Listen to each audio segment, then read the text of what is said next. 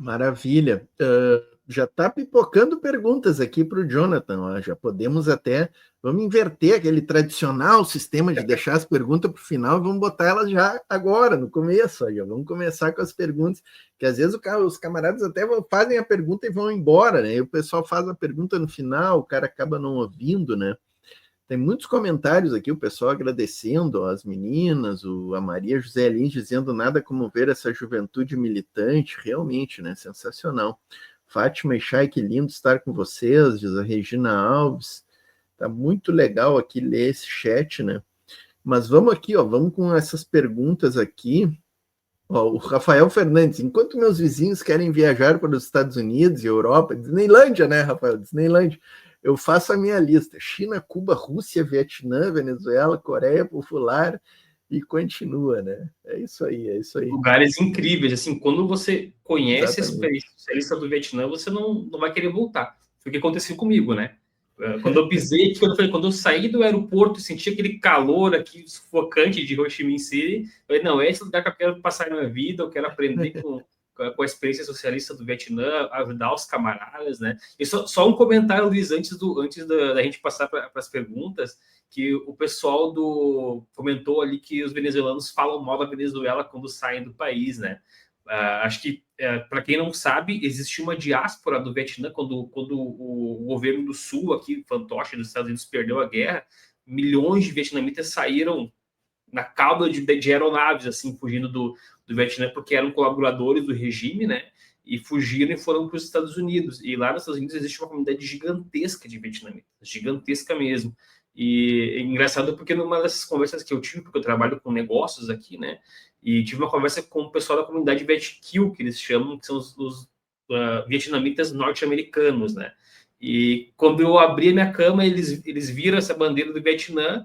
Eles falaram, olha, não leva essa bandeira para conversar com o pessoal daqui dos Estados Unidos, porque até hoje eles sentem ressentimentos assim do Vietnã ter dominado aqui, eles perdido a guerra e tiveram que fugir, né? Então é no mundo inteiro, são vietnamitas que falam mal do seu país, são venezuelanos, vietnamitas que estão aqui não falam mal porque sabem do progresso, mas os que fugiram por um motivo, então falam mal, né? Eu dificilmente eu vejo cubanos falando mal de Cuba, que eu acho que é uma coisa bem interessante também, né? Então temos aí um exemplo que não é só venezuelano que fala mal, né? Perfeito, perfeito. Celso, tá sem áudio, Celso. Jonathan, eu conheci um engenheiro que ele trabalhava aqui em Porto Alegre, fez ali o corredor aqui da Zona Norte, né? E aí ele foi trabalhar na Venezuela. Estava muito bem lá. Quando chegou a Revolução, tudo nós trabalhamos nas multinacionais, né? Quando veio a Revolução Bolivariana, ele perdeu o emprego, né? E aí lá não conseguiu mais emprego, teve que voltar para o Brasil. Voltou ao Brasil falando mal da Venezuela. Só que o curioso é o seguinte, ele não arranjou emprego nem na Venezuela, nem no Brasil. Então eu não entendi por que esse recalque todo, né, cara? Pois é, interessante. É incrível, Celso, como assim, como pessoas que não moram no país, inclusive quando a gente fala de Venezuela, por que nossos políticos tanto batem na tecla de Venezuela? Venezuela é assunto dos venezuelanos, entendeu? Eu falo do Vietnã, mas a política do Vietnã é assunto dos vietnamitas. Eu só comento como brasileiro e, claro, sempre respeitando. Então, assim, não é do nosso, né? Não temos que comentar em cima de política de outros países, eles são soberanos, né? É isso aí, perfeito. Caê Cavalcante botou aqui, ó, Celso, preciso falar da união de Burkina Faso, Mali, Chad e Níger contra o imperialismo francês. Tem até um vídeo do que o Ismael nos mandou, né, sugerindo a pauta. Tá? Se muito der bom, tempo... Cavalcante, eu não me lembro dele, cara. Pois é, o Cauê Cavalcante é legal, tá sempre conosco aqui. Se der tempo, Cauê, das 4 da madrugada a gente faz o react desse vídeo. Eu não lembrava dele, eu vi vários comentários dele hoje. Pois é. Mas vamos então, Jonathan, iniciar com essas perguntas que estão... 2 perguntas muito boas aqui, ó, do Denis Dias e do Arthur Jorge Barbosa. Lembrar para o pessoal aqui, ó, antes das perguntas, tá rolando o sorteio do livro do professor Legene, tá? O Celso deu uma mensagem errada ali. O Celso disse que o maior lance ganhava um livro e o sorteio, os outros entravam no sorteio. Hoje não tem maior lance, tá? Hoje não tem maior lance. Hoje é só sorteio. Então, qualquer pingo aí de R$1, não é assim. não tem? Bom. É um livro só, hoje é um livro. Hoje a Voz Trabalhadora está passando por dificuldades econômicas. É um livro. Então, assim, ó, qualquer pingo de R$1 já está entrando no sorteio. Quem fizer Pix, avisa no chat aí que fez o Pix. E o Pix está passando ali embaixo, ó. A nossa chave do Pix está passando lá embaixo. Está correndo ali o texto. E melhor quem se tornar membro, né? R$1,99 por mês também entra no sorteio. E esse aqui ajuda bastante o canal, né? Quem se tornar membro. Então vamos à primeira pergunta aqui, ó. Arthur Jorge Barbosa. Como estão hoje os filhos dos soldados americanos com as vietnamitas nascidas durante e depois da guerra? Foram reconhecidas pelos Estados Unidos? Aí não sei, acho que não, né? Se nasceram no Vietnã, com certeza os Estados Unidos não reconheceu, né? Então, antes eu já sou membro do canal, então já comentando o pessoal aí, então fico muito feliz de estar participando como membro também, né? E compartilho a ideia do Luiz de se inscrever e, se possível, se tornarem membros, né? Com relação a filhos, qualquer coisa, os Estados Unidos até hoje eles têm a dificuldade de reconhecer os crimes que eles cometeram aqui no Vietnã. Imagina filhos, entendeu? Por exemplo, eles contaminaram o país inteiro com agente laranja, que são os desfoliantes de árvores que eles tocaram no país inteiro. Até hoje nascem vietnamitas com deformidades, com problemas intelectuais, e não se fala nem um pingo de compensação financeira por esses crimes cometidos aqui no Vietnã.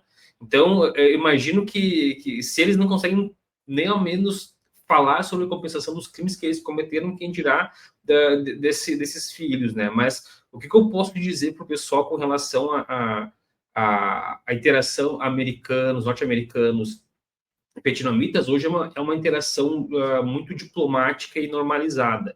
Então, não existe nenhum tipo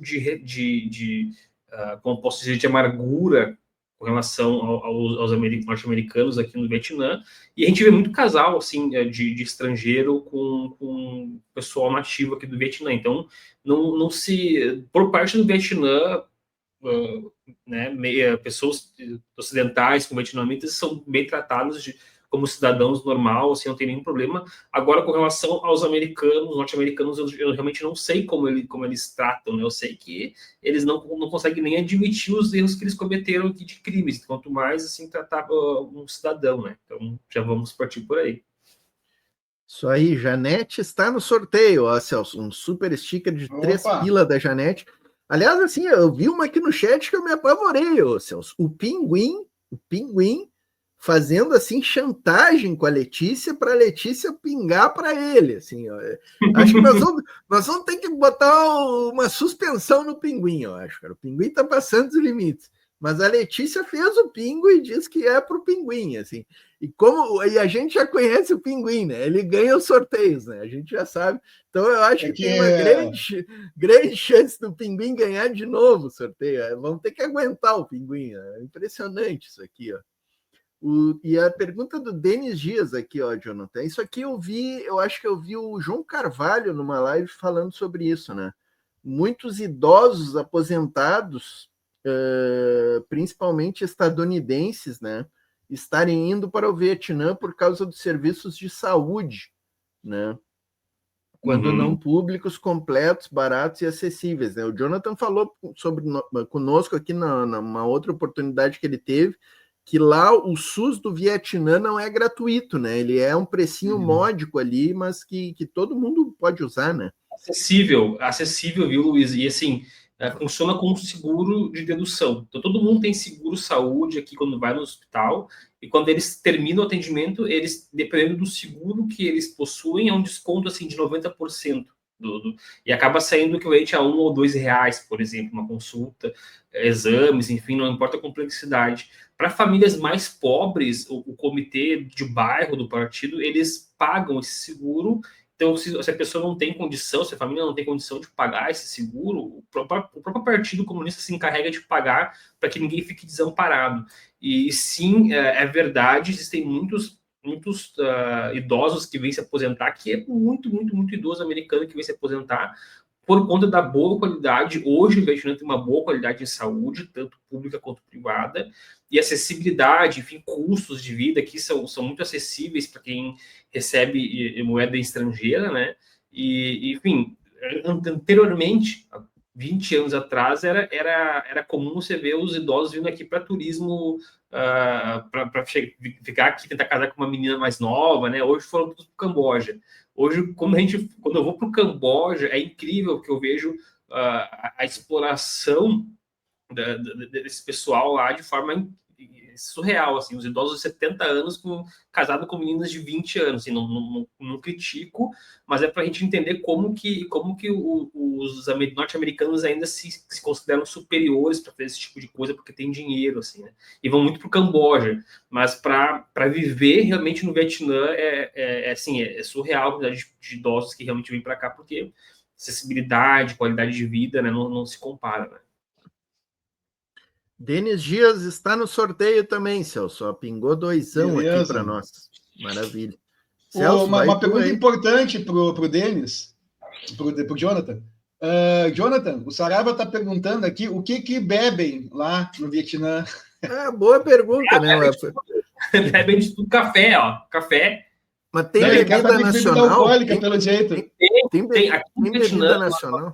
Uma bebida chamada vinho de arroz, que eles fazem, não é o saquê, não é saquê, é um vinho fermentado de arroz e é bebida nacional. Então, eles têm uns potes gigantes, assim, que eles fazem o vinho fermentado, eles têm os canudos gigantes também, que eles tomam direto do pote, assim, é muito tradicional. Quem vem para o Vietnã tenta levar esses potes, porque é lindo, tem sempre uma arte, mas é bebida nacional. E o pessoal bebe muita cerveja aqui também. Então, cerveja. Quando os estrangeiros vêm para cá, muita cerveja. Muita cerveja, é bebida nacional, é cerveja. Agora, é interessante entender uma coisa, porque o governo do Vietnã, eles estabeleceram multas pesadíssimas para as pessoas que bebem e dirigem. E aí o consumo de cerveja caiu quase 1/3, assim. Então, a gente vê as medidas que o governo toma e como ela reflete na sociedade. Isso é muito rápido aqui no Vietnã, muito rápido. Maravilha, essa pergunta aí era boa de ter feito também. Aqui no Brasil é crime dirigir, né? Mas a pessoa não tá nem aí, né, cara? Os caras das blitz vêm direto, os caras sendo presos. E viu aqui café também, assim, a quantidade de café que bebem aqui é diferente do café brasileiro. Por exemplo, no Brasil a gente tem uns bares para a gente conversar com os amigos, se encontrar, fazer Aqui não, aqui você se encontra num café. Você chama os seus amigos para ir tomar um café. É um café gelado, é um café um pouco mais é uma sobremesa para a gente brasileiro. É gelado. O café gelado, porque aqui é um café quente, né?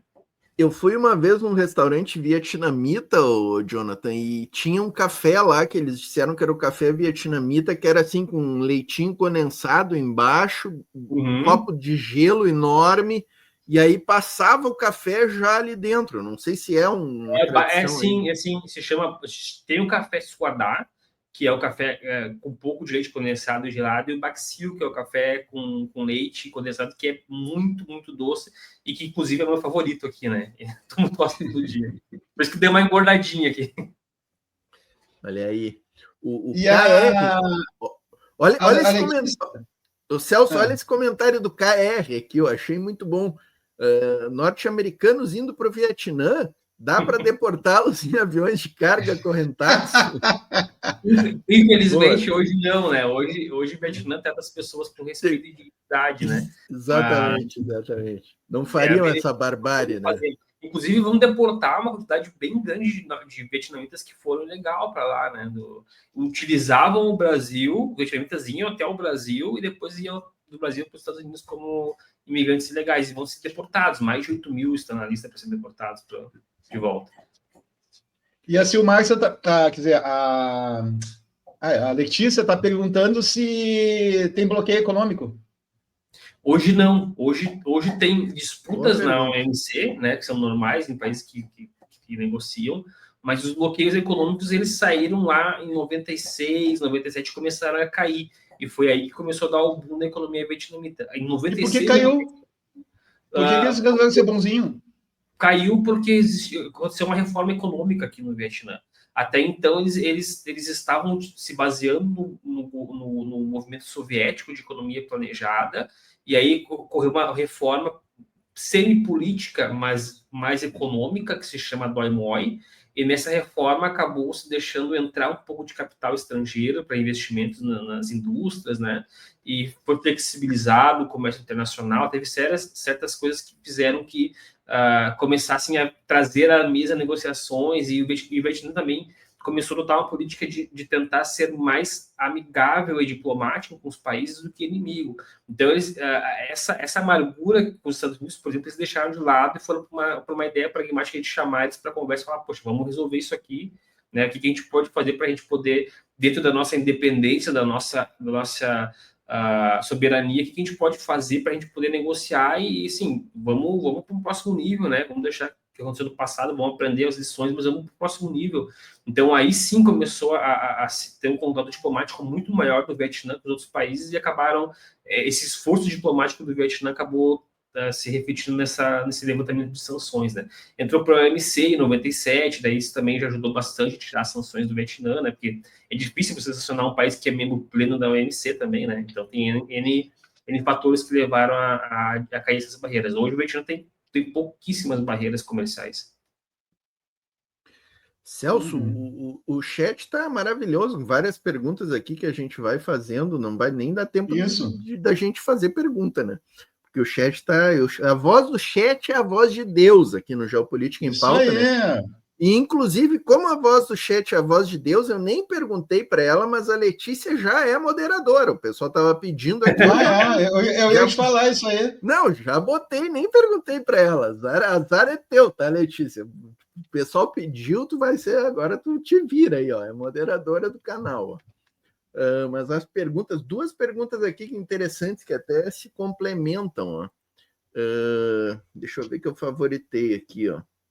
O Arthur Jorge, que já tinha feito uma boa pergunta, tem mais uma boa dele, e da Sil Márcia. O Arthur Jorge perguntou como estão os investimentos da China, o Vietnã, e como está o seu crescimento na área industrial. E a Sil Márcia, uma pergunta que também se relaciona com isso, né? O Vietnã tem apoio de alguma potência? Como é a economia, né? Maravilha, são perguntas que eu consigo dominar bem, porque é onde eu trabalho aqui na área de negócios, né, de comércio exterior aqui do Vietnã. O Vietnã, ele tem muito investimento da China, muito investimento estrangeiro direto do Japão, da Coreia do Sul, de Singapura também, mas muitos investimentos que vêm de Singapura, que é o maior investidor do Vietnã, eles vêm através dos Estados Unidos, tá?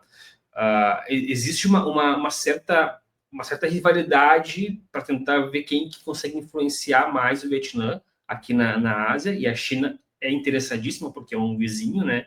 E o Vietnã ele tem uma política muito clara de que aceita investimentos, aceita negociar, desde que seja respeitada a sua soberania, desde que os investimentos façam sentido para o plano do partido e para o desenvolvimento do país. Então, por exemplo, o trem-bala. Eu publiquei um artigo na semana passada, que compartilhei com os camaradas, sobre os projetos que estão sendo desenvolvidos no Vietnã. O trem-bala foi uma disputa ferrenha entre China, Japão e Coreia. Então, assim, queriam saber quem que investia mais. E o partido se aproveitou desse tipo de leilão, né, para entender quem é que vai trazer mais benefícios ao Vietnã. Então, foi-se colocado uma ideia de um consórcio japonês, foi-se colocado uma ideia de que a China iria investir, e no fim foi fechada uma parceria com a China, visando que uma parte da transferência tecnológica iria acontecer para o Vietnã também. Então, não iria só ser feitas as coisas da China, seriam trazido indústrias para cá para gerar valor agregado e tudo mais, e foi por isso que a China foi escolhida como um parceiro. Mas em outras coisas também eles escolhem o Japão, por exemplo, como parceiro. Outras coisas eles escolhem a Coreia, outras coisas eles escolhem os norte-americanos. Então, assim, é um equilíbrio que o Vietnã tem para evitar ser excessivamente colocado para um lado da balança, porque, assim, a gente está aqui no Vietnã entre uma potência gigantesca que é a China. A gente tem que entender que, por mais que a China seja um bastião, né, da revolução, seja um bastião socialista, no Vietnã existe uma história milenar com a China. E a gente sabe que aqui no Vietnã, se você não tem cuidado com a China, você pode acabar sendo devorado por ela. Então, existe lutas milenares, assim, não são coisas de agora, como são com os norte-americanos. Então, o pessoal toma muito cuidado para não se deixar influenciar por um lado e não se deixar influenciar por outro lado também. Então, é isso que acontece aqui no Vietnã. Agora, com relação ao crescimento de indústria, tá? Este ano, o primeiro-ministro do Vietnã, ele já iniciou o ano dizendo que ele quer um crescimento de 8% de GDP, 8%. O Vietnã vem crescendo de 6,5% a 7% nos últimos 5 anos. Ele só deu uma queda, e foi uma queda não tão gigantesca como outros países na Covid. Depois disso, se recuperou de forma estrondosa. E a indústria é um dos que estão puxando o setor do crescimento do Vietnã. Então, esses 8% são muito prováveis de acontecer. Ô, Jonathan, só abrindo um parênteses, né, da Covid, o Vietnã teve proporcionalmente um dos menores números de morte, né? Exato, porque foi feito de uma forma muito pragmática, viu, Luiz? A gente vê como o marxismo é aplicado no dia a dia e, assim, de forma realmente eficaz, né? E a gente pode falar depois sobre a fundação do partido, né, em que foi realmente aplicado o marxismo, essa flexibilidade de entendimento da realidade, e a Covid foi a mesma coisa. Entenderam que o negócio era sério e agiram da forma adequada, assim, tinha que fechar, fecharam, entendeu? Não tinha reclamação, paciência, fechavam, continham e depois reabriam de forma ordenada, e foi por isso que o Vietnã teve índices baixíssimos de mortalidade da Covid, porque trataram de forma séria. E outra coisa, vacinação aqui, você não tinha opção de não se vacinar. Se você não se vacinava, a polícia entrava na sua casa e te vacinava, entendeu? Então, assim, é um país que leva a sério o bem-estar como um todo. Não existe essa história de que eu não vou me vacinar porque eu quero ter liberdade. Isso acaba com toda a coerção social, assim. Você tem que ter uma certa responsabilidade como um todo, sabe? Aqui eles levam muito a sério isso. Perfeito. Tem uma outra pergunta aqui, ó, que estava também em linha com essa da economia, né? A Silmárcia perguntou aqui do IDH e a Maria José colocou aqui, não sei se procede, ou ela trouxe a fonte dela, undp.org, que o IDH do Vietnã... É um número específico do IDH, tá? O Vietnã deve estar entre 6 e 7, porque tem alguns lugares que não são tão desenvolvidos aqui. Mas está nessa posição, será? 105? É considerado alto, tá na Wikipedia. Está na Wikipedia, é considerado alto, perto do índice do Brasil. Pô, é bem parecido, inclusive, a expectativa de vida, a escolaridade. Tem que comparar com os países da região também, né? Tem uma série de... eu botei uma lista ali. E comparar com um país que foi devastado, foi colonizado. Foi, assim, a colonização francesa aqui foi brutal, a exploração francesa foi brutal. E depois teve uma guerra que devastou o norte do país.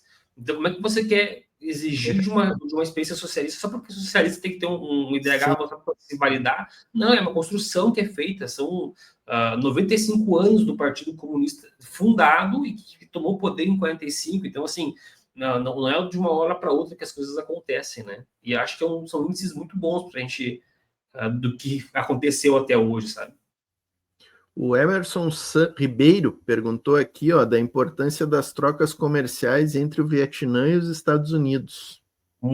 É muito importante. Os Estados Unidos é um parceiro comercial importantíssimo do Vietnã, tá? O que acontece? Existe uma estratégia chamada China mais um, em que Jonathan, desculpa, não posso perder o gancho e a piada. Eu perco o amigo, mas não perco a piada. Ninguém chama aí o presidente do Vietnã de neoliberal, de que está sentado no colo do Tio Sam. Tá legal. De forma alguma, aqui no Brasil, no Brasil a gente ouve muito isso, que o Lula está sentado no colo do imperialismo, então né? Interessante. Mas então, o pessoal tem pensamento binário, sabe? Ou tu tá de um lado ou tá do outro. Não existe político, não existe, as pessoas têm que ser assim, né? Exato. Então, porque aqui a forma de se analisar as coisas é pragmática, entendeu? Então, o negócio faz com qualquer um do mundo desde que se respeite o povo vietnamita. Isso é um fato. E por isso que o Vietnã se tornou uma alternativa viável à China por conta da mão de obra, cultura semelhante, né, produtividade semelhante à China, então, e para contornar as sanções comerciais norte-americanas, as empresas vieram para a China. O que acontece é que hoje a balança comercial entre o Vietnã e os Estados Unidos é extremamente dispareira, assim, o Vietnã exporta muito para os Estados Unidos, assim, é discrepante o número. E existe uma preocupação, sim, de que no futuro essa discrepância ela venha a ter alguma sanção por parte dos Estados Unidos, porque a gente está vendo que o presidente Trump ele está atuando em países que estão com a balança comercial desfavoráveis, né? Mas a dependência norte-americana aqui no Vietnã, por conta da manufatura, por conta da importância geoestratégica, eu imagino que não vai ser tão forte assim que qualquer sanção que vá ter, porque os Estados Unidos dependem do Vietnã neutro aqui na região. É essencial que o Vietnã seja um país neutro e continue neutro. Então, acho que por isso eles não vão mexer no vespeiro, né? Perfeito. Tem mais uma pergunta aqui. Celso, tem alguma aí? Eu tenho uma pergunta, né? Que é na linha, quando o Emerson Ribeiro fez essa, né, das trocas com os Estados Unidos, eu pensei, e o Brasil, né? As trocas com o Brasil. Até estava previsto, Jonathan, uma visita do Lula ao Vietnã, né? Em 2025. Vai acontecer, assim, a gente não sabe se vai ser em março, vai acontecer, não sei se vai ser em março, tá? Está prevista para março. Se tudo der certo, eu vou participar também dessa visita, né? Como representante aqui da Câmara de Comércio do Vietnã. Olha aí, ó. Novidades para vocês. Teremos correspondente especial, ó, Celso. Vamos entrar ao vivo dessa. Então, a gente teve bastante visitas do primeiro-ministro do Vietnã ao Brasil. Em 2023, ele esteve no Brasil, eu participei da visita com ele, da comitiva. No ano passado, esteve no G20. Então, assim, existe uma proximidade muito grande do Brasil e do Vietnã. E com relação a trocas comerciais, aqui eu posso falar com propriedade porque, né, sou o fundador e sou o presidente da Câmara de Comércio Brasil e Vietnã. A gente teve no ano passado 7,5 bilhões de trocas comerciais entre os dois países, o que torna o Vietnã o maior parceiro comercial do Brasil no Sudeste Asiático, na ASEAN, no Banco Econômico, e o Brasil se torna o maior parceiro comercial do Vietnã na América do Sul. Então, são dois países que são muito parceiros comerciais, que se complementam, porém a balança comercial Brasil-Vietnã ainda não é favorável para o Vietnã. Desses 7 bilhões, cerca de 5 bilhões foram de importações do Vietnã, de produtos brasileiros de matéria-prima. O Vietnã só exportou 2 bilhões para o Brasil. Então, a gente hoje está tentando fazer agora um trabalho de levar produtos vietnamitas para o Brasil, que são produtos de qualidade, que são produtos que conseguem ser competitivos também, né? E é uma missão que nós temos aqui, é tentar deixar essa balança um pouco mais equilibrada, porque imagina, você está de 7 bilhões, 5 bilhões se você está comprando e o Brasil está só importando 2, está errado, entendeu? Não pode ser assim, não é uma China, Estados Unidos, é um Vietnã, um país pequeno, teoricamente, entendeu? Assim, então, a gente está tentando trabalhar para tentar diminuir um pouco esse desbalanceamento comercial, e inclusive a camarada falou que estava tomando café vietnamita, né? É um dos produtos que a gente está tentando trazer para o mercado brasileiro, que é o café robusta do Vietnã. Sensacional, sensacional. Peraí, Celso, antes dessa da Letícia, essa é muito boa, essa pergunta da Letícia Bá, mas tem uma da filha da Silmárcia, ó, que a Silmárcia disse que a filha dela está indo dormir, a Laura. Ela perguntou aqui, ó, como o resultado da guerra do Vietnã influencia atualmente nas políticas e ideologias de lá. Pouco escuto informações desse tipo. Então, quais das guerras, né? Aqui a gente teve, como eu falei para vocês, a gente tem um país milenário, o Vietnã é um dos países mais antigos da Ásia, tá? Inclusive um dos países mais antigos do mundo. Então, assim, há milênios o Vietnã vem enfrentando guerras e há milênios o Vietnã vem expulsando invasores do seu território. Um dos maiores invasores é a China. Né? Então, para vocês terem uma ideia, o que influencia muito na ideologia vietnamita hoje são as guerras que o Vietnã travou com a China durante esses milênios. A guerra Vietnã-França, pela independência, né, a expulsão do colonialismo francês, é uma das coisas que influenciou muito na formação do Vietnã atual, principalmente quando a gente entende que foi um dos fatores decisivos para a formação do Partido Comunista Vietnamita. lá em 1900 até 1921, assim, foi decisivo esse colonialismo francês, e depois de 25 até 45, que existiu ali, então, a guerra pela independência também foi decisivo, e especificamente, talvez, a americana, né, a guerra norte-americana que todo mundo quer saber. Foi só mais uma das guerras que o Vietnã enfrentou, tá? Foi só uma das que o Vietnã expulsou invasores, e foi só uma das guerras que o Vietnã conseguiu afirmar a soberania do povo vietnamita. Então, isso serviu para confirmar que a única forma do Vietnã ser um país forte é se unindo e se dependendo do seu próprio povo. Foi somente para isso, tá? Claro, existem muitos problemas que decorreram por conta dessa guerra, né? Mas em questão de ideologia, realmente foi só para confirmar que a coesão nacional é um dos pontos mais principais para manter a revolução. Tem outra aqui, ó, Celso, que tem... A da Letícia, quer saber qual é o processo eleitoral? Tem uma aqui que tem um pouco de relação com essa, ó. Vamos antes da Letícia, que é a questão das minas terrestres, né? Se já está sanada, porque os Estados Unidos deixaram o Vietnã repleto de minas, né? Mesma coisa que fazem na Ucrânia hoje, inclusive, né? A estratégia cara, assim, ó, nós já falamos aqui na live, quem é o único país que já jogou bomba atômica, quem é o único país que já usou armas químicas em guerras, né? Quem é o país que em guerras deixa o país minado? Angola, cara. Angola, o que é Angola, velho? Angola é um dos países que mais tem amputados por causa desses cafajestes imperialistas que minaram Angola. E o Vietnã, a mesma coisa, né? Como é que tá isso aí, ô John? Então, camarada, no Vietnã, uma boa parte já foi desminada, tá? Mas, para vocês terem uma ideia, o maior problema de minas hoje aqui é no Laos e Camboja. A gente teve ali é bem famoso para quem estuda um pouco da história do Vietnã, que é a trilha de Ho Chi Minh, que passava ali por Camboja e Laos, porque a gente utilizava, né, o exército do norte utilizava para entregar suprimentos para o exército do sul durante a Revolução. Então, para tentar sabotar isso, os Estados Unidos bombardeou e minou todo o território ali de Laos e Camboja. Então, são muitas minas até hoje, por serem países mais pobres, não conseguiram superar isso. Existem muitos acidentes com minas no Laos, por exemplo. Mas o Vietnã, uma boa parte já foi sarada. Existem territórios ainda com minas, mas nem se compara com nossos vizinhos aqui, como o Laos, por exemplo, né? No Laos, até hoje, eles não conseguiram se livrar de uma boa parte dos campos minados ali. Maravilha, vamos na da Letícia, ó, Celso. A Silmárcia aqui, ó, Laurinha agradeceu, ela já é revolucionária, ó. E o Ismael está dizendo um salve para a Laurinha revolucionária, maravilha, né? Maria José Lins, ó, é assim que se escreve mesmo, ó, Ho Chi Minh. É isso aí, perfeito. É assim, né? Ho Chi Minh. Não, não, é o N antes. O H acho que é no... Uhum. Troca tá o H com N. Só o salve já valeu. É isso aí, é isso aí. O nome verdadeiro de Ho Chi Minh não era esse, tá? Eu vou até pegar aqui certo o nome dele. Era Nguyen. Vou até pegar aqui e abrir nos meus documentos aqui para passar o nome certo de Ho Chi Minh, tá?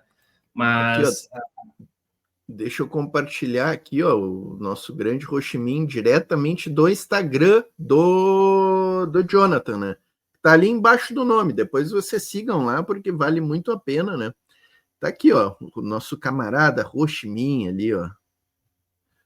E viu, é interessante, viu, Luiz Celso e pessoal do chat, eu sou parte da Abraviet, que é a Associação de Amizade Brasil e Vietnã, e dentro da Abraviet nós temos um grande camarada, que é o Pedro Oliveira, que fez a biografia do Ho Chi Minh em português. Inclusive ganhou prêmios aqui no Vietnã, veio até o Vietnã para receber uma honraria assim, gigantesca, e é um dos livros que a gente tem que sortear no canal, um dia que eu comentei para vocês quando estava no chat, né? Então, vamos parar um dia aí para fazer o sorteio do livro da biografia de Ho Chi Minh, escrita pelo Pedro Oliveira.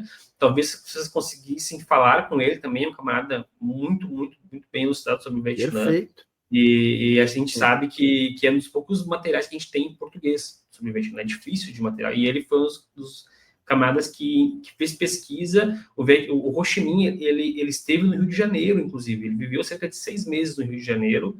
E o camarada Pedro, ele fez essa pesquisa em campo, foi até o local. Pouca gente sabe, né, dessa história. Foi até a casa. Aí no G20, no ano passado, quando pessoal do Vietnã esteve ali, eles inauguraram uma placa no bairro onde Ho Chi Minh esteve, falando sobre a passagem dele no Rio de Janeiro, né? Mas é bem interessante porque são dos poucos materiais exclusivamente brasileiros, produzidos por um brasileiro sobre o Vietnã, especificamente sobre Ho Chi Minh, né? Sensacional. Vamos trazer esse camarada aqui, sim. Me passa o contato dele no WhatsApp, Jonathan. Sim, já vou avisando, esse sorteio, sim, nós vamos ter que arrumar uma auditoria grande, porque eu vou entrar nesse sorteio e vou ganhar esse livro. Tá? Celso, que tal, isso eu já vou mandar de presente para você, né? Um camarada aí de longa data, não precisa nem participar, já tem seu garantido. Sensacional. Pode ficar tranquilo. Sensacional. Gabriel Santos está chegando aqui, ó, e o Mário Gatti, que chegou aí também.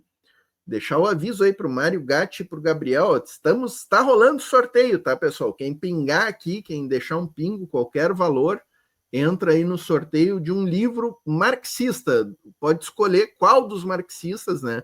Marx, Engels, Lenin, Mao Zedong e Stalin, né? Aí quem ganhar vai escolher qual dos livros do professor Legene Mirana. Emerson Ribeiro, o Portinho não faz a minha pergunta, já fiz a tua pergunta, mas eu vi que tu disse que tem outra, mas eu perdi a tua pergunta. Manda de novo aqui que tá difícil, aqui o chat está bombando, sensacional. Rafael Fernandes, Ho Chi Minh veio curtir um Rio 40 graus, né? Isso aí. Existe um boato, viu, Celso e Luiz, que ele ficou doente no navio e o pessoal do navio tocou ele para o Rio de Janeiro porque eles não conseguiam tratar ele lá e falaram, se vira aí em terra e depois você pega um navio e vai para outro lugar. Então, existe um boato de que ele realmente ficou doente, por isso que ele veio para o Rio de Janeiro. Mas imagino que, aqui, assim, é incrível, a gente tem que realmente ler o livro que o camarada Pedro escreveu, porque ele fala sobre a influência que o Rio de Janeiro trouxe, porque naquela época um do pessoal do Porto estava fazendo uma greve, teve ali uma pancadaria, o Ho ficou impressionado com o pessoal, e foi uma das experiências que marcaram realmente a passagem dele pelo mundo, né? Então, foi algo bem interessante que ele experimentou aqui no Brasil. Isso aí. O Ismael tá denunciando aqui, ó, que é marmelada e o Pinguim tá dizendo que é comprado os nossos sorteios, ó, Celso. Estamos bem de camaradas, hein, Celso? Nossos camaradas aqui da vanguarda, os moderadores do canal, estão contra nós, Celso. Contra mim, especialmente, né? O Celso é o queridinho deles, né? Eles nunca falam mal do Celso. É tudo, toda a bateria vem para cima de mim, né? O Emerson Ribeiro, tá aqui a pergunta do Emerson, é boa, mas o Portinho, mas tem uma explicação para isso. A explicação pode ser o que dizem lá, dizem que eu sou o Pinguim, aí estaria tudo explicado. Olha aí, ó. Olha aí, ó. Camarada... perfeito, né? Camarada Lina Noronha aqui, ó, dizendo que vai se retirar porque não foi alforriada ainda e amanhã tem trabalho. Grande, Lina Noronha, um beijo grande. Lina Noronha tem que voltar aqui também, temos que trazer a Lina Noronha de volta. Cubanias, gente, toda segunda-feira às 10 da manhã tem Cubanias aqui na Voz Trabalhadora, na TV RC, na Quater TV, no canal. Tem que ter reprise de noite, Portinho. De manhã ninguém acorda. Pois é, né? Tem que acordar de manhã para trabalhar, né, meu? Eu até vou combinar com a Lina, talvez, a gente retransmitir o Cubanias no fim de semana, que tem mais audiência, ou de noite mesmo. Cara, sexta-feira que a gente não tem nada, por exemplo. Pois é. No horário das 9, 10 horas, porque retransmitir. Exatamente. Rogério Carvalho chegando aqui, dando uma boa noite também. Vamos aqui, ó, tem duas perguntas. Tem a pergunta da Letícia, né? Vamos à pergunta da Letícia agora ou vamos deixar ela esperando um pouco mais? Letícia vai ficar brava conosco aqui. Ó. Não, essa pergunta é excelente. Tem uma do Denis Dias também que eu quero... Essa aqui até eu quero ouvir, ó, que eu não conheço tanto, né? A política não sei do nem o que tá falando, né? Cara. Nova reforma. Vamos, acho que até que as duas vai em conjunto, né? O Doi Moi e o sistema eleitoral do Vietnã, né? Perfeito. Muita gente acha que também, como o pessoal não conhece tanto o Vietnã, né? A nossa vantagem é essa, tá? Que como o pessoal não conhece tanto o Vietnã, o pessoal não fala tão mal do Vietnã, né? Até quando tu estava falando do Trump ali, eu ia dizer, né? Sorte que o Trump é um ignorante de marca maior, como era o Bolsonaro aqui no Brasil, e o Trump nem sabe o que é o Vietnã, né? Nem guerra do Vietnã, ele não deve saber nada. Não olhou ainda para cá, mas vai olhar. vai A olhar... nossa sorte é essa, né? A nossa sorte é essa. Vai olhar, viu, Luiz, porque o Vietnã, como eu falei, é um parceiro geoestratégico neutro aqui no Sudeste Asiático. A partir do momento que o Vietnã se alinha com a China, o que não é o ideal, e o que provavelmente não vai acontecer, os Estados Unidos perde muita influência aqui no Sudeste Asiático. Perde muita influência. O Vietnã está entrando no BRICS, né, Jonathan? Não sei se já foi confirmado. Como parceiro, isso. Como a Indonésia parceiro. entrou, né, no começo do mês passado, como oficialmente, não como parceiro, e o Vietnã está em processo de adesão como parceiro do BRICS, sim. A política do Vietnã é muito alinhada com o Sul Global, é muito alinhada politicamente com o Sul Global. Então, a gente pode esperar boas coisas com o Vietnã. Provavelmente vão enrolar um pouquinho por conta desse problema com o Trump agora, ameaçando guerras. Então, o Vietnã não vai querer esticar muito a corda, porque eles sabem onde que podem ir, né? A gente tem aqui o conhecimento da diplomacia bambu, que é um termo que os vietnamitas cunharam aqui, né? Então, eles sabem aonde eles podem ir para o bambu não quebrar, eles sabem até onde eles podem ir para o bambu esticar, mas não quebrar. Então, a gente pode esperar que o Vietnã colabore muito com os BRICS nos próximos anos aí, mas talvez dê uma demoradinha para entrar como parceiro oficial, muito por conta de não querer se indispor politicamente com um lado ou com o outro. Mas, sem dúvida, é um parceiro dos BRICS, sem dúvida nenhuma. Isso aí, vamos nessas duas aqui, então, um pouquinho da política Doi Moi, né? E o processo eleitoral no Vietnã. Perfeito. O processo eleitoral, só para eu entender um pouquinho, que vai fazer sentido no Doi Moi depois, ele vem muito com a democracia participativa a nível local, tá? Não se elegem representantes aqui no Vietnã, é um sistema muito parecido com o da China. O partido é que elege os seus quadros através das convenções do partido, através dos desempenhos que os políticos têm a nível local, a nível província, né, até chegarem a nível nacional. Então, é feita uma certa forma de avaliação, né, que vem muito ali do confucionismo, muito dessa sinosfera, né? Então, pega muito da parte eleitoral, política, pega muito da China, tá? O sistema político. Mas o que é bem interessante no Vietnã é o nível de participação dos comitês locais. Então, se uma comunidade específica tem algum problema, eles conseguem levar os problemas diretamente até o comitê local e eles conseguem resolver politicamente ali e resolver os problemas de forma muito efetiva. Então, cada bairro tem o seu comitê. Cada bairro, cada distrito tem o seu comitê e o comitê ele é composto por membros do partido, muitos são voluntários, né, até para responder, porque muitas pessoas querem entender como você entra no partido, né? Você entra como voluntário, você fica ali 3, 4 anos trabalhando como voluntário, ganhando ali uma quantidade baixíssima, assim, paga muito pouco, e depois você vai começar a fazer provas, dependendo do seu desempenho, vai começar a escalar nos quadros, até ter, eventualmente, a oportunidade de participar de algum quadro político ou administrativo, depois de um quadro político, enfim. É um processo realmente burocrático e não eleitoral, tá? Aqui no Vietnã.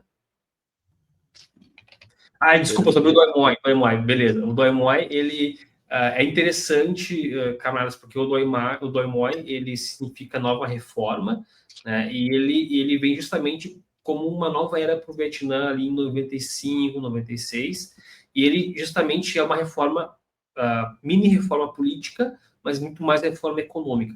O Doi Moi, ele vem para reformar alguns conceitos econômicos do Vietnã, porque com a queda da União Soviética ficou aqui muito à mercê, teve uma recessão gigantesca, e eles foram aplicando medidas econômicas para liberalizar, como o pessoal chama, né, a economia, mas sempre com muito cuidado. Não foi feita uma terapia de choque, como muitos países lá da Europa, do ex-bloco da União Soviética, tentaram e falharam, né? Aqui foram feitas reformas graduais. Começou primeiro a permitir que o agricultor pudesse vender o excedente de produção para fora, começou a se permitir investimentos estrangeiros diretos com joint ventures de empresas vietnamitas. Então, quando o estrangeiro queria investir no Vietnã, ele podia, desde que ele tivesse um sócio vietnamita e fosse meio a meio a sociedade. foi permitido, então, que se exportassem excedentes de produção da indústria vietnamita para o mundo. Enfim, foram N reformas que focaram muito mais no comércio exterior, por isso que as barreiras foram levantadas, como a gente comentou anteriormente, né? E reformas que deixaram um pouco mais flexível o estabelecimento da propriedade privada. E uma das coisas que a gente vê politicamente que se tornou do Doi Moi foi que o conceito base do Partido Comunista do Vietnã, ele deixou de ser a ditadura do proletariado, que era sempre uma das coisas muito bases para quem está para os países que passam pelo processo revolucionário, para ser um governo do povo, para o povo e com o povo. Foram esses 3 pilares que o Doi Moi trouxe para a política, né, do Vietnã social. Então, foram muitas pequenas reformas, só isso aí dá um episódio inteiro para a gente comentar. Mas, sim, é incrível como foi se aplicado o conceito marxista real, científico dentro dessas reformas, porque não se foi feita uma reforma de uma vez só. Eles testaram numa região específica, aprenderam o que deu certo, o que deu errado, corrigiram, testaram novamente, e com base nisso daí sim foi se implementada uma lei nacional para trazer aquela coisa específica daquela região, aquela reforma específica para o contexto nacional, e por isso que teve um sucesso tão grande. Não foi feito algo que eles acharam que deveria ser feito, né? Foi realmente algo. Foi utilizado o marxismo, né? Foi utilizado o materialismo histórico dialético para realmente entender as coisas, entender e aplicar de forma efetiva na sociedade, o que falta muito para a gente no Brasil, que é entendimento real da sociedade, né? Por isso que o Doi Moi foi tão bem sucedido. São pequenas reformas que, né, foram validadas para depois sim serem aplicadas a nível nacional. Perfeito, perfeito.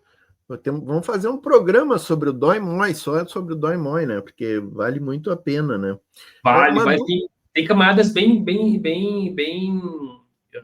tem uma propriedade muito boa para falar também, que a gente pode trazer junto para falar junto com a gente também. Com certeza. Uma dúvida que eu tenho, Jonathan, eu li algumas coisas aí sobre... Primeiro que tu falou da questão da propriedade privada, né? Tem muitos ignorantes, né, sobre essa turma mais ignorante sobre o socialismo, né? Até saiu um vídeo essa semana de uma gaúcha que ela viaja pelo mundo aí, faz vídeos, né? E ela anda em Cuba. E ela fez um videozinho muito legal de Cuba, destruindo aquela falácia de que tudo é do governo, né? Em Cuba tudo é do governo. Aí ela foi numa sorveteria, foi numa padaria, foi num restaurante, foi na casa das pessoas, e as pessoas diziam, não, essa casa é minha, não é do governo. Ah, essa casa não é do governo, não, ela é minha, na sorvete. Aí foi no restaurante, o dono do restaurante, não, o restaurante é meu, não é do governo, né? E aí terminou a reportagem, foi muito legal, foi perfeita a reportagem dela. Ela terminou numa sorveteria que era de um italiano. O italiano era dono da sorveteria. Ele falou: não, a sorveteria não é do governo de Cuba, não é do Dias-Canel, é minha sorveteria, eu sou proprietário, né? Então cai uma falácia, né? Mas uma questão que eu tinha para te colocar é como é que funciona esse capitalismo, entre aspas, né, dentro do socialismo vietnamita. Eu li sobre a China, eu li algumas questões que cada grande empresa na China, ela tem um representante do Partido Comunista ali ao lado do céu, né, da empresa para tomar as grandes decisões, né? Claro que é a empresa que toma a decisão, mas tem que ter o aval ali do representante do partido que está ali, né? Eu não sei nem se é verdade isso. Eu andei lendo algumas pessoas que tratam de China e são boas pessoas, são do nosso lado, né? Não é propaganda anti-imperialista isso aí. Não sei como é que funciona no Vietnã isso, como é que funcionam as empresas do Vietnã, se elas têm total liberdade ou se elas se submetem a regramentos e até controles, né, do governamentais, né? Então, sobre China, eu sei zero, tá? A gente é vizinho deles aqui, então eu realmente não consigo opinar muito sobre China. Mas sobre Vietnã, sim, eu sei. E antigamente existiam muitas empresas estatais, tá? Isso é um fato. Elas começaram a serem abertas ao capital estrangeiro com investimento e acabaram se tornando semi-estatais, né? Principalmente nas questões estratégicas do Vietnã. As empresas privadas, elas são privadas, não tem pode existir um membro do partido, raramente, porque os membros do partido geralmente estão focados no trabalho burocrático do governo, mas as empresas privadas, elas têm muita liberdade desde que atenda os interesses do Vietnã e desde que esteja cumprindo as leis, né? Por exemplo, existiu uma suspeita de fraude aqui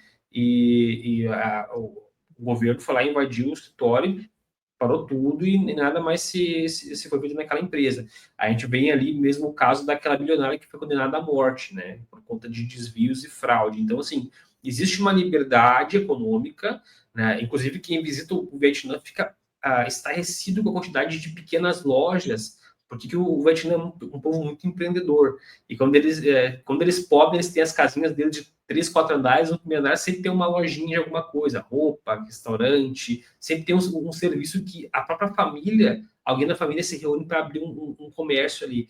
Então, se estabelece uma cultura muito empreendedora aqui no Vietnã e o entendimento de que o mercado ele não é um ente capitalista.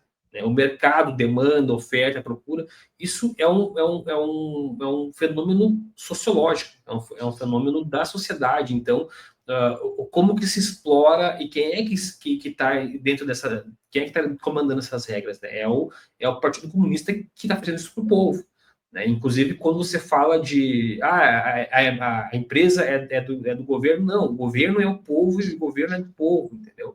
Então, até muito relacionado à propriedade privada, o Vietnã, as terras são do povo, as terras são do Estado, e são feitas concessões de 99 anos, né, que são renovadas geralmente, a não ser que atendam interesses específicos do país, mas são renovadas, e são passadas de gerações para geração.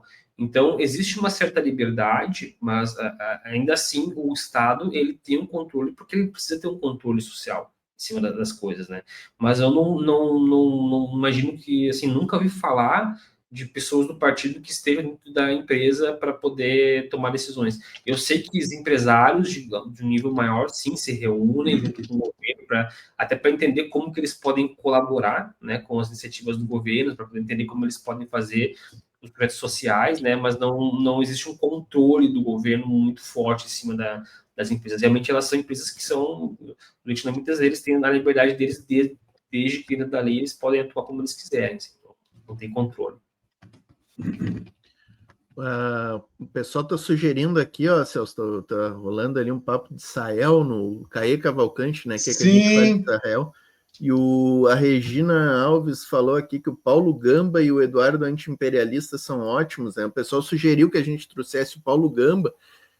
Eu até tentei convocar ele aí para a semana que vem. Nós estamos querendo fazer semana que vem sobre África, né, Celso? E até já tem a confirmação do professor Mohamed, que é excelente, né? O professor Mohamed, ele é argelino, né? Já esteve aqui conosco, é uma aula de mundo árabe, Oriente Médio, África também, e o professor Mohamed estará conosco. O Paulo Gamba já tinha compromisso, tentei convidar o Paulo Gamba, mas ele já tinha compromisso. Talvez vamos convidar o Eduardo Antiimperialista para estar junto conosco aqui falando desse tema, né? O Mário Gatti falando sobre o Congo, né? A gente quer falar sobre o Congo também. Semana que vem vamos tratar disso aqui. O Emerson Ribeiro aqui perguntando qual a importância da meritocracia no Vietnã. Acho que não deve ser muito, né? Então, é difícil, porque são conceitos diferentes, né? A gente bebe aqui da fonte do confucionismo, dentro da estrutura do governo, principalmente, né? Do partido. Com relação a empresas, eu sou um empresário, né? Sou empreendedor aqui, eu venho para fundar a Câmara de Comércio do Vietnã, então eu trabalho com negócios. Tu é burguês, Jonathan, tu é burguês. Eu não sou burguês, se eu não trabalhar, eu não sobrevivo, e eu formo de obra de ninguém, eu trabalho sozinho aqui, entendeu? Então, assim, eu sei que isso não existe, meritocracia, isso é balela em tal lugar do mundo, a gente sabe. Por mais que as pessoas falem, minha empresa é meritocrática, né? Por mais que um empresário do Vietnã fale, a gente sabe que isso é uma falácia. Existem N condições, N fatores que vão afetar as oportunidades. Para mim mesmo, eu vim de uma família extremamente pobre. Meus pais eram carpinteiro e empregada doméstica. Assim, eu tive muita sorte de ter as condições certas, nos momentos certos, para poder aproveitar e ter sucesso nas coisas que eu fazia. Mas se eu não tivesse, eu estaria condenado a continuar no ciclo de pobreza que minha família inteira veio, entendeu? Então, assim, a meritocracia, enquanto não existir uma abolição de fatores sociológicos que não permitem que as pessoas, né, tenham todas as potencialidades desenvolvidas, isso é balela, em qualquer lugar do mundo, não só no Vietnã, China, Brasil, no lugar que for, entendeu? Perfeito, perfeito. A Letícia Fontoura, ó, Celso, acho que cometi um erro de botar ela de moderadora, que ela já está armando greve aí no chat, ó. Capaz, junto com o Pinguim? Se juntou mas é coisa do Pinguim isso aí, cara. Isso é coisa do Pinguim. Greve. A gente tem que descobrir qual é a verdadeira identidade do Pinguim para fundamental. Pegar fundamental. Ele. Pinguim, para mim, é agente da CIA, cara. Vou te dizer isso aí. Ó. Nós estamos com agente da CIA do Departamento de Estado americano. Cara, quando descobrirem que o Pinguim é agente da CIA e nós, como moderador, como agente da CIA de moderador, acabou o nosso canal. Ele é que nem aquele cara do PCB lá, que traiu todo mundo, que entregou todo mundo. O Curió, né? Curió. Olha só, aqui. O Jonathan, isso aqui é verdade, cara? Que o Vietnã não aceita imigrantes, exceto em raros casos especiais? Eu sou imigrante, eu estou aqui. Eles não aceitam, assim, não é que não aceitam, não é comum um imigrante se tornar vietnamita, cidadão vietnamita, não é comum. Mas isso cai por terra, porque a gente tem um brasileiro que é estrela número 1 aqui no Vietnã, que é o Swanson, que é um jogador de futebol brasileiro que foi estrela do Vietnã, que é celebrado pelo país inteiro. Inclusive, quando eu falo que eu sou brasileiro, você fala, amigo do Xuan, não conheço ele, mas eu sei que ele é. E ele foi naturalizado vietnamita. Então, são raros casos que existem um convite de um estrangeiro ser naturalizado. Mas, assim, poxa, não dá para dizer que o Vietnã não aceita imigrantes se eu estou vivendo aqui há mais de um ano, né? Então, o Vietnã aceita, mas assim, o estrangeiro que vem aqui para se aventurar, porque acha que é um país fácil, se dá mal. Não é um país fácil, você tem que entender que é uma cultura diferente, você tem que entender como se faz as coisas da forma correta, porque existem muitos aventureiros aqui, né? E esse tipo de aventureiro, eles entram, mas eles saem porque não conseguem se sustentar. Então, o Vietnã não recebe, né, desde que tenha realmente uma contribuição para a sociedade. Celso, a Letícia Fontoura botou aqui, ó, correspondentes em Cuba, Vietnã, China e Rússia. Nós estamos melhor que a Brasil de fato já, tá, Letícia? Que eu sempre elogio aqui. A Brasil de fato não tem correspondente no Vietnã, ó. Então a voz trabalhadora neste ponto aí nós estamos avançando, ó. Ainda não temos na China ainda não temos, né? Na Rússia também não temos assim um correspondente, mas temos nas nossas fontes lá, né? E estamos evoluindo, tá, Letícia? Vamos que vamos. O RGO aqui, ó, pingou cincão, entrou no sorteio. Opa! E fez pergunta aqui também, ó. Pessoal que está por aí ainda e não deixou o pingo, tem sorteio, ó. Livro do Legene, ó. Um livro do Legene, qualquer pingo de R$1 já está valendo, tá? Quem se tornar membro também está no sorteio. Qual a moeda do Vietnã e a relação com o real? É caro para um brasileiro comum viver e se manter no Vietnã? Então, eu até fiz uma doação para vocês, né, semanas atrás, ali do Dong vietnamita. Exato. É uma moeda, assim, um pouco desvalorizada com relação ao real, né, porque é um país que exporta muito, então, naturalmente, a desvalorização é uma política cambial de Estado, né, mas um brasileiro médio, um brasileiro comum, ele vai ter uma vida comum no Vietnã, né? O vietnamita médio, ele não vive pior que um brasileiro comum, ele vive tão bem quanto um brasileiro comum. Então, se alguém pensa em se mudar para o Vietnã para poder viver uma vida, vai viver uma vida comum, né? Vai viver uma vida média, vai ter acesso a várias coisas que a gente tem aqui, que não tem acesso no Brasil, mas a vida do vietnamita média é igual um brasileiro comum, porque eu já fui um brasileiro comum, então eu sei como é que é a vida do brasileiro comum. Mas, assim, tem uma coisa que o pessoal fala, o Vietnã é muito barato, né? O Vietnã, ele é acessível, né? Não é um país barato. Para quem mora aqui, não é coisa barata. Quem mora aqui realmente é algo comum do dia a dia deles, né? Mas para o brasileiro em si, é para, assim, não tem tanta diferença. Pois é, a Silmárcia pergunta aqui da educação, né? Se é pública, né? Acho nessa linha aí, né? Sim, sim. A educação, assim como a saúde, a educação, ela é pública e ela são pagos alguns valores muito baixos. Aí realmente é baixo. O equivalente a R$ 200 por ano, né? Para o jovem vietnamita estudar. Aí ele tem uniforme, material escolar, tem várias coisas, e quem não pode pagar, o partido, né, provém, então, o ticket para poder ser entregue na escola, não precisa pagar. Então, assim, ela é pública, né, e ela tem uma qualidade muito boa, o Vietnã se destaca aí no mundo, né, com a questão de educação, principalmente de base, mas ela em si é pública. Já a parte de universidade, ela já é um pouco mais diferente, porque até mesmo a pública aqui do governo, ela é paga. E é muito acessível o valor, mas é pago. Né? Não é de graça como a gente está acostumado no Brasil. E é sem vestibular, ô Jonathan, é universal o acesso. Existe uma pequena prova, assim, mas você entra muito fácil. Você faz uma pequena prova ali, tanto para a federal deles, quanto para particular, assim, que tem aqui. O acesso é muito facilitado. O acesso é facilitado e o pagamento também é facilitado. Você paga por semestre uma quantidade módica ali, você tem que ser pago, não é totalmente gratuito. Caê Cavalcante aqui, ó, Celso, está no sorteio também e botou aqui, arcabouço fiscal é fertilizante para nazi fascistada. Concordamos, Caê. Arcabouço fiscal é uma armadilha para o próprio Brasil, né? Incrível como essas âncoras tipo de coisa. Essas âncoras fiscais são péssimas, né?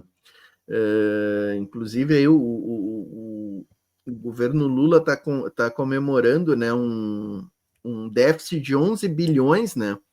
Que por um lado é bom, tudo bem, né? 11 bilhões, mas eu gostaria muito que a gente tivesse um déficit assim de uns 200 bilhões. Como, Portinho? Tu tá louco? É o déficit que se pratica na China, na França, na Alemanha, nos Estados Unidos, e é o que desenvolve esses países. O Vietnã que desenvolve esse investimento, né, Luiz? Não exatamente. Existe. O Estado é indutor do desenvolvimento, isso é provado, e a gente percebe isso em experiências socialistas, porque a gente vê um Estado que não enfrenta a resistência de traidores da própria pátria, entendeu? A gente tem traidores dentro do nosso país e eles estão com poder, é incrível, eles jogam contra o nosso país e a gente está aceitando isso, entende?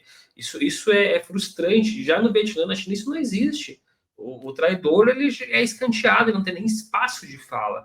Então, o que o Estado determina que vai investir, vai ser investido e isso desenvolve toda uma cadeia de produção do país. Então, novamente, aquele artigo que eu publiquei, compartilhei com os camaradas ali sobre os megaprojetos do Vietnã, isso demonstra totalmente como que o Estado desenvolve e é indutor da economia e como isso tem resultado no dia a dia. A gente vê, eu vejo, é nítido aqui o resultado, sabe? Então, é surreal comemorar um arcabouço fiscal, isso é triste. Perfeito.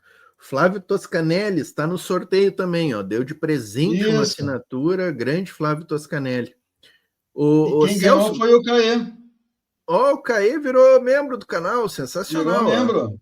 Agora tu é membro do canal, ó, Caê. Responsabilidade. Aqui, ó, Pinguim. Ô, Pinguim, eu vou te dizer uma coisa. Se tu ganhar esse livro de novo, eu vou perguntar pro Legione qual é a tua verdadeira identidade. E se ele não me disser, eu já sei que o Legione é tu, cara. O Pinguim, o pessoal diz que é o Pitilo, que é o Legênio, o Celso, todo. É incrível, né? O Pinguim é o versátil. Mas, o Celso, tem umas fotos aqui, ó, que o Jonathan nos mandou aqui pelo WhatsApp. Vamos passando umas fotos aqui, ó, para o Jonathan ir comentando também, né? Que essa foto aí é um monumento, né? Sobe a tela para cima ali, deixa a tela mais quadrada, Portinho. Dá uma aumentada aqui, ó. Não, mais quadrada, não adianta aumentar, tem que deixar mais quadrada. Aí. Não sei fazer isso. É só subir ela, tira do. Isso, tem que subir aí. Não deu, ó. Não, tinha que separar ela do. Espera aí, deixa eu ver, deixa eu voltar aqui. Agora eu diminuí isso aqui. Não me atrapalha, Celso, não me atrapalha. tu é campeão nessas coisas, eu sou ruim de... Deixa eu ir aqui no módulo rudimentar aqui, ó. Tá aí, ó. Vamos lá. Fala para nós, Jonathan, desse monumento aqui, tá bonito.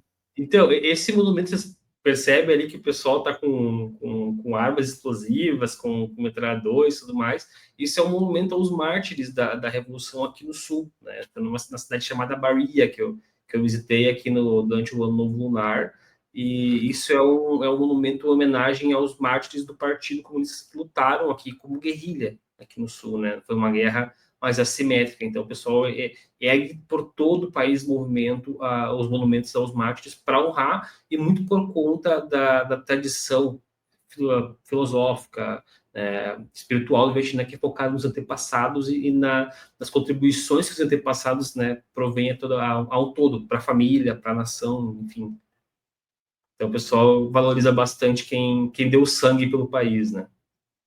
Maravilha.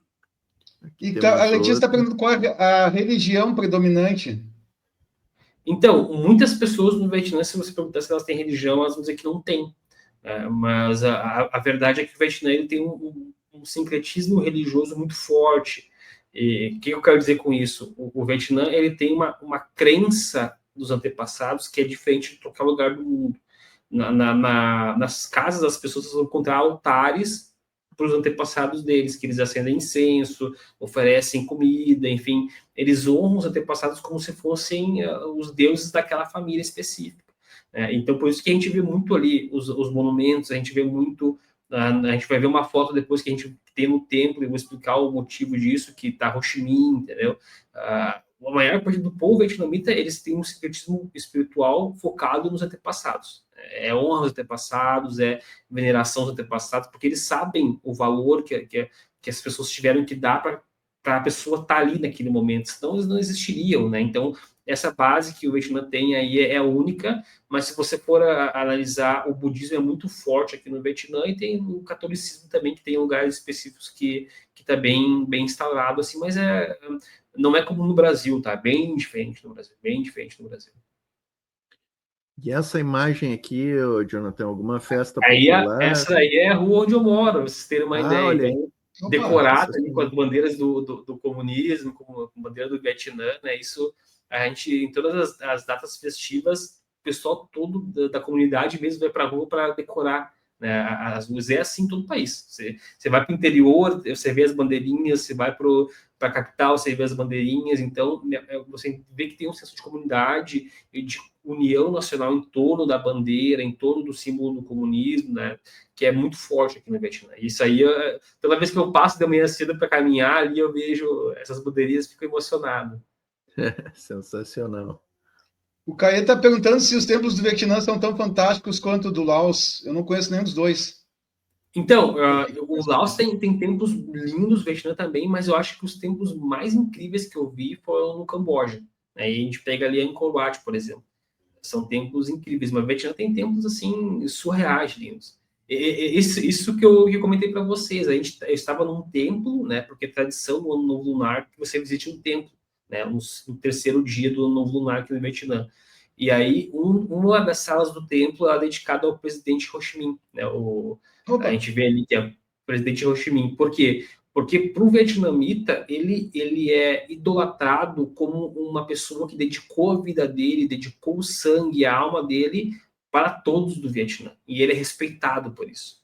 Entendeu? A vida toda de Ho Chi Minh foi para o Vietnã e ele é respeitado por isso. Então, a gente vai e presta homenagem para o Ho Chi Minh, né, presidente Ho Chi Minh, reconhecendo, né, todo o esforço, reconhecendo todas as contribuições que ele deu para a sociedade. Então, isso é incrível no Vietnã, porque começa com a família, reconhecendo a base dos avós, dos bisavós, tataravós, e vai para figuras importantes que também deram a vida pelo país, né? E Ho Chi Minh é uma dessas figuras. Né? Eu tenho muito orgulho de visitar os templos, eu sou budista, né? E eu entendo qual que é a relevância e a importância de você visitar um templo e prestar homenagem a essas figuras importantes do Vietnã. E o Mao Zedong, não? Não, mas o Dong não é tão não é nem conhecido, é conhecido, mas as pessoas não têm muita influência aqui no Vietnã. Isso é uma rua típica, né, como foi das bandeirinhas, né? Você vê que o símbolo do comunismo ele está espalhado por todo o país. Assim, quem é, né, comunista que vem para cá fica emocionado assim quando vê as decorações. Aqui é respeitado, sabe? É respeitado, é admirado, é um símbolo de união nacional, sabe? É outra energia. A gente se sente realmente em casa quando a gente vem para cá. Na verdade, pelo que entendi, então os vietnamitas não gostam tanto assim dos chineses, apesar de serem vizinhos. Eles têm uma rivalidade, né, Não é que não secular. gostam, eles têm receio. Eles não é nem rival, Sim. eles têm receio porque eles já viveram com os chineses e sabem como eles são. Por milênios, Claro. não é centenas de anos, é milênios, entendeu? Mas eles são amigáveis, são assim, eles recebem os chineses, eles tratam bem, não tem problema nenhum, mas eles sabem que eles têm que ter cuidado porque não podem se entregar muito para a China, né? Sim, imagina que maravilha tu sair na rua e se deparar com esse tipo de coisa aqui. Ah, que luxo, né? É outro nível. Olha só. Aí foi a foto que eu tirei uma praça pública aqui no Vietnã. E vocês podem ver ali que tem no fundo o cartaz, né, de Ho Chi Minh e ali 3/2, que foi o aniversário dos 95 anos do Partido Comunista do Vietnã. Que eles estavam celebrando em várias peças. Aqui no Vietnã é muito legal porque o governo ele tem muitos cartazes tradicionais espalhados pela rua que falam sobre, por exemplo, esse ano eles estão focando no aniversário de 95 anos do partido. Então, você vai para vários lugares, você vê 3/2, mensagens falando sobre o partido. Nesse caso, eles estão falando sobre o final de ano, sobre o ano novo lunar. Mas junto também tem a mensagem do aniversário do partido. Sensacional, olha só. Essa foto aí foi tirada quando o Vietnã foi campeão da Copa do Sudeste Asiático. Existem até, a gente publicou lá o vídeo, né, do pessoal comemorando. É incrível, é incrível. Você vai para a rua, aí você entende toda a União Nacional e como que isso seria poderoso, pensando, né, no passado, porque o pessoal vai todo para a rua, de moto, de carro, comemorar, assim, é mais forte do que eu presenciei no Brasil, inclusive. Assim, é uma energia surreal. O pessoal vai, leva a bandeira. Eu estava dirigindo a moto com uma mão e com a outra Ô, mão Porti, segurando a bandeira. com a bandeira do PT. É parecida, né? É É, parecida. é muito bonita essa bandeira do Vietnã aí. Aliás, a bandeira do Vietnã ela tá no logo da RS, da Voz Trabalhadora. Ó. Olha, A mulher ali, aquela assim, mulher que tá com a bandeira ali, ó, tem uma estrela, né, na bandeira ali. É mais ou menos, é quase a bandeira do Vietnã, né? você sabe o significado, cada ponta da bandeira tem um significado específico, né? É uma base da sociedade, né? As pontas da estrela são base da sociedade, que é os burocratas, os camponeses, os trabalhadores industriais, os trabalhadores da área artística, os militares, os empresários também. Então, cada ponta tem um significado específico. E é, inclusive, interessante que no Vietnã eles colocam os empresários, né, como uma parte também geradora e também parte da sociedade. Então, não é visto como a gente vê no Brasil. Né? Isso é bem interessante aqui no Vietnã, até porque todo vietnamita tem um negócio próprio. Né? É difícil o vietnamita que não faça alguma coisa por fora, sabe? Maravilha, maravilha. No nosso logotipo, a bandeira dela tem ali a estrela amarela e um punho cerrado também, né? Mas é mais ou menos nessa linha aí. Vamos ver, tem mais uma aqui, ó.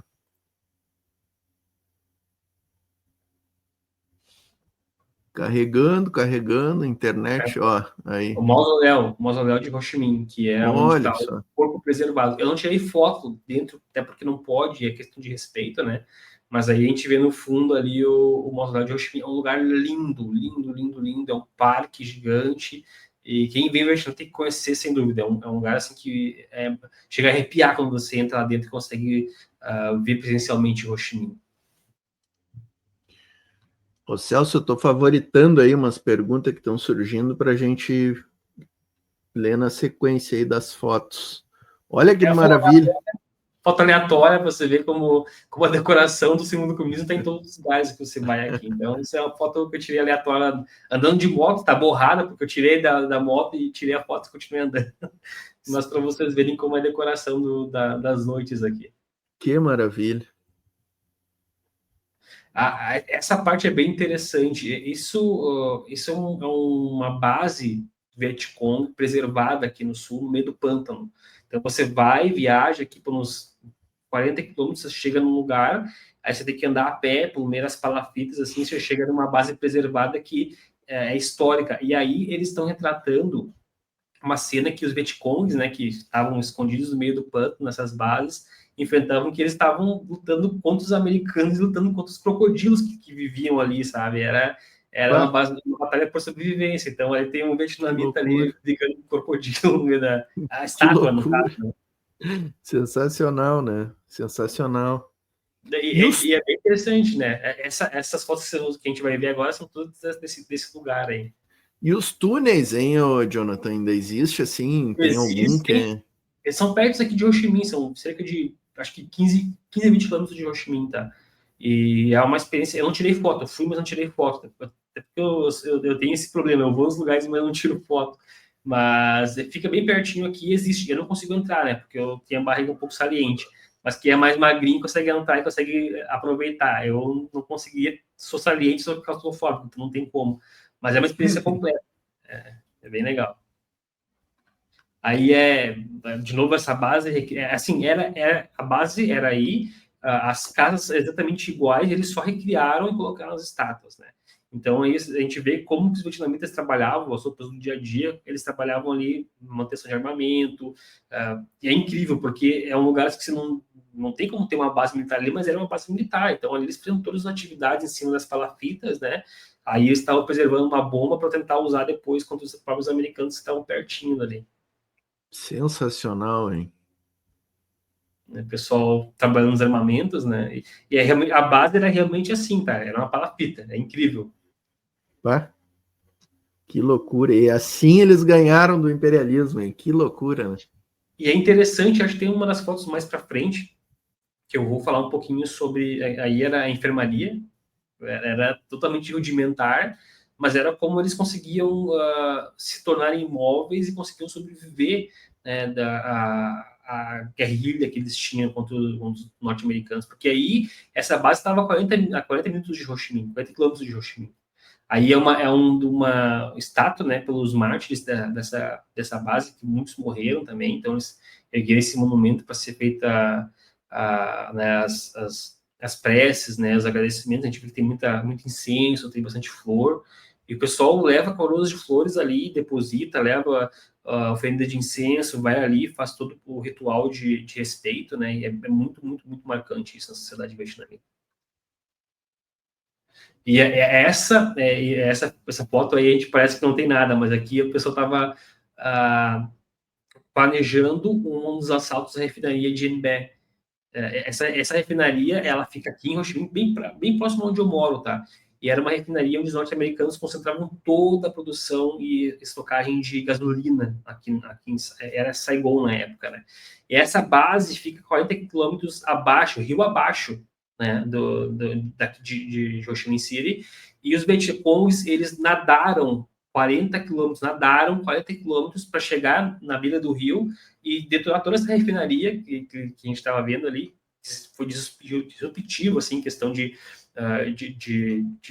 abastecimento, né? O pessoal não conseguiu se recuperar, foi um dos baques bem grandes, mas o interessante é que eles nadaram 40 quilômetros, uma nadada inteira, 40 quilômetros nadando, lutando contra os crocodilos, lutando contra os rangers americanos na beira do rio, e chegaram na refinaria, foram lá, explodiram tudo e voltaram nadando mais 40 quilômetros para comemorar o sucesso da missão. E assim, isso foi chocante para os americanos.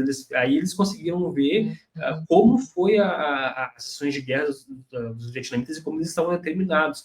Inclusive, pouco tempo depois, os vietnamitas conseguiram afundar um navio americano também, porque eles nadaram, chegaram por baixo do navio, entraram pelas costas do navio, instalaram uma bomba, aí o cara não conseguiu acionar a bomba, saiu, voltou, pegou mais uma coisa, voltou de novo pro navio nadando, entrou aí, foi lá, explodiu, daí saiu, e foi um dos poucos navios norte-americanos que foram afundados em uma guerra, né? Então é uma coisa vietnamita que foi feita aqui na guerra. Sensacional, hein? Sensacional. Pá, que loucura, hein? Celso, tem alguma coisa aí para eu ver que tu botou aqui no bastidor? O Maurício Corata mandou umas imagens aqui do museu. Esse aqui são museu de cera, né? É desse que a gente estava vendo, exatamente. Ó. Eu não tirei foto, mas é assim, é um lugar que, vocês verem, eles recriam, né, as bases para que as pessoas tenham uma memória viva do que aconteceu e não esqueçam, né, o que aconteceu. Tem essa sandalinha também, é tradicional. Eu uso uma dessas também aqui. Maravilha, hein? Que maravilha. Ladies, the second reason they want to use it, but also they want to trick the enemy by... Incrível. Isso é museu, é.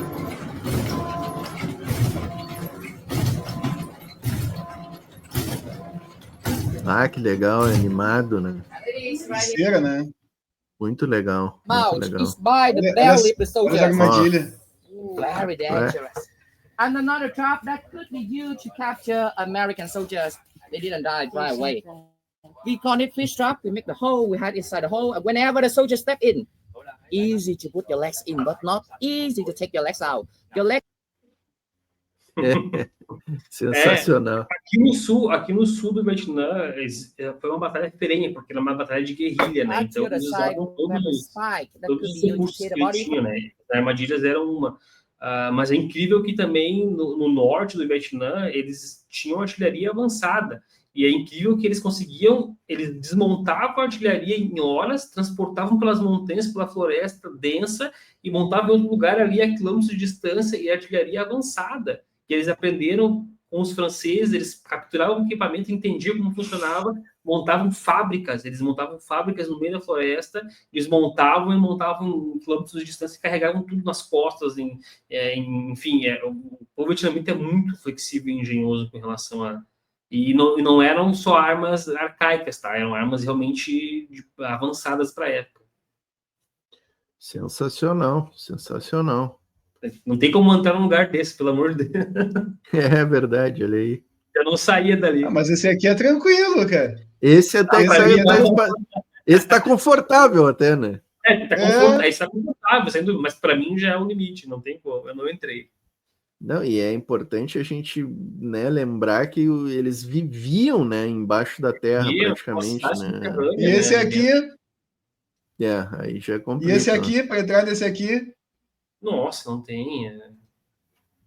Só realmente um povo muito focado e muito unido para poder fazer uma revolução e se sujeitar a isso, porque não é qualquer pessoa. Hoje em dia, a gente não consegue pensar num brasileiro fazendo esse tipo de coisa, sabe? Ninguém é disposto a isso mais. Sabe?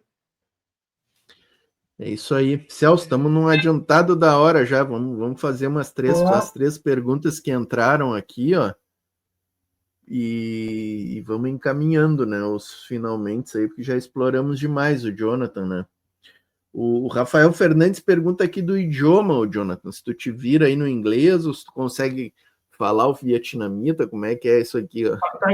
Tá com Rio, eu não entendo muito vietnamita, eu tô aprendendo, me viro no dia a dia, assim, quando eu consigo falar com alguém vietnamita, eu falo, eu entendo, né? Eu já estou um ano aqui convivendo com o pessoal, então quando eu vou para uma reunião, eu consigo entender o que eles estão falando, mas eu não falo ainda. Mas, no geral, assim, eu uso o inglês no dia a dia, essa aqui é uma língua imperialista, né? Mas é que a gente tem para se comunicar. E o povo fala inglês, ou Jonathan? Eles fala, os jovens todos falam inglês. Assim, difícil. Você vai numa cafeteria e é difícil você encontrar um atendente que não fala inglês. Assim, os jovens são muito... A educação vietnamita está focando muito no inglês como segunda língua, muito para ter uma competitividade, né, no mercado. Então, até mesmo o pessoal um pouco mais de idade já fala inglês, já entende um pouquinho por conta dos turistas, né? Mas é difícil você encontrar um jovem que não fala inglês. Bem difícil.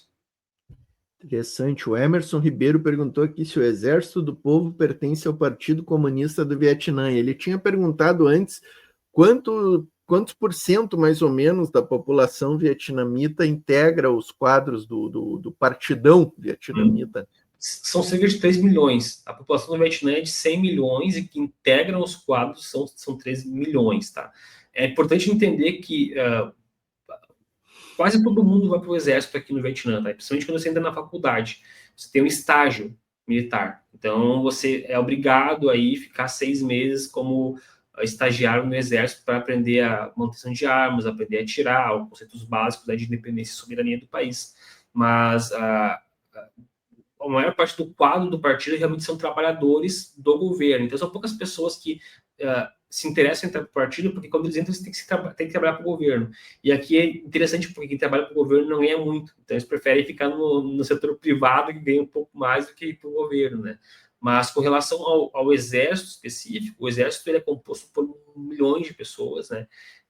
Em questão de treinamento, recrutas, e o exército regular, que são milhares, mas o exército está subordinado, sim, ao partido. Todo o sistema burocrático está subordinado ao partido aqui no Vietnã. Maravilha.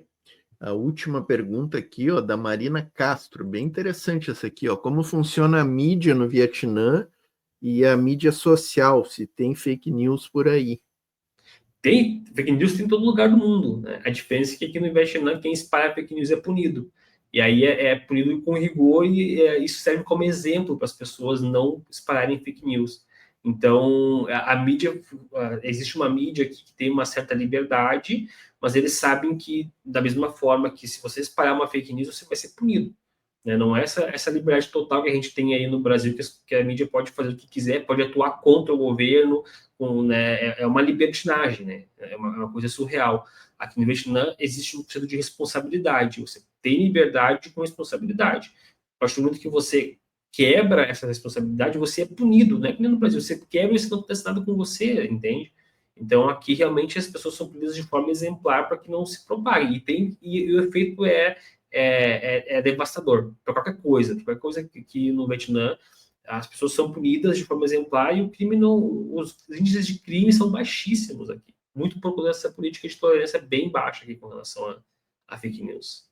E tem acesso a Facebook, essas coisas, Instagram, tem, por aí? Eu falo vocês no Instagram todo dia quase, ali, mando coisa, curto as coisas de vocês, vejo ali, interajo, tenho acesso liberado a tudo. O que acontece é que em algumas empresas que deliberadamente não cumprem a lei, são bloqueadas, mas o bloqueio é tão simples, qualquer um consegue burlar. Por exemplo, teve um bloqueio na Steam, a Steam que é de games aqui, né? Os caras não queriam pagar imposto, queriam vender aqui, não queriam pagar imposto. Daí o governo foi lá e bloqueou eles. Aí só foi revoltado, porque não, eu quero jogar e tudo mais. Os jovens ficaram muito revoltados, mas daí fizeram um acordo, começaram a pagar o imposto e foram liberados novamente. Então, eu encontro mais dificuldade de acessar sites brasileiros que bloqueiam o Vietnã do que sites daqui do Vietnã, assim, é muito livre, assim, em questão de internet. Essas pessoas têm responsabilidade e sabem determinar o que é fake news e o que não é, né? Isso é outra grande falácia, né? Que esses países do campo socialista bloqueiam as mídias, censuram, são ditaduras que censuram. Aí tu vai ver quem é que censurou a RT, quem é que censurou a Sputnik. O Jonathan acabou de falar que tem, né, portais que o Brasil censura, né? Então tá aí, né? É isso, né? E as mídias, Jonathan, como é que funciona? Tem mídias privadas aí? E como é que é Tem sim. O acesso da população, né? TV aberta, por exemplo, como é que funciona aí? Né? É que nem aqui no Brasil, que tem lugares que só a Rede Globo chega até hoje, né? Tem lugares, é bem interessante, porque as províncias, que são conhecidas como estados, elas têm os seus canais estaduais. Então, tem a programação estadual, tem a programação nacional. E é interessante porque eles têm todo um aparato de mídia em que eles produzem séries, produzem noticiários, produzem N coisas para a população local, né, na sua realidade local, e tem a mídia também nacional. A maior parte dos canais são públicos, tá? São geridos por entidades públicas semi-estatais. Mas tem canais privados, sim. Eu fico o dia inteiro com a TV ligada, porque para escutar o vietnamita falando, para até se adaptar ao idioma, né? E escutar o noticiário e tudo mais. mas existe sim uma liberdade, tem canais assim na internet que são bem acessíveis aqui, que são bem populares no Vietnã também, só que eles têm realmente um investimento bem forte na questão de divulgar conteúdo local também, para as pessoas saberem o que está acontecendo na sua região, né? Isso aí, sensacional. Acho que fechou as perguntas aqui, Celso. Vamos liberar o Jonathan, que já exploramos o Jonathan, né? Letícia Fontoura dizendo aqui, ó, de forma alguma, camarada, de forma alguma, que muito feliz de participar com vocês. 110 pessoas a essa hora, diz a Letícia, ó, sensacional mesmo. Caê Cavalcante, ó, Brasil sanciona Sputnik, né? Mas o Brasil paralelo, que é o QAnon brasileiro, segue livre, né? É verdade, né?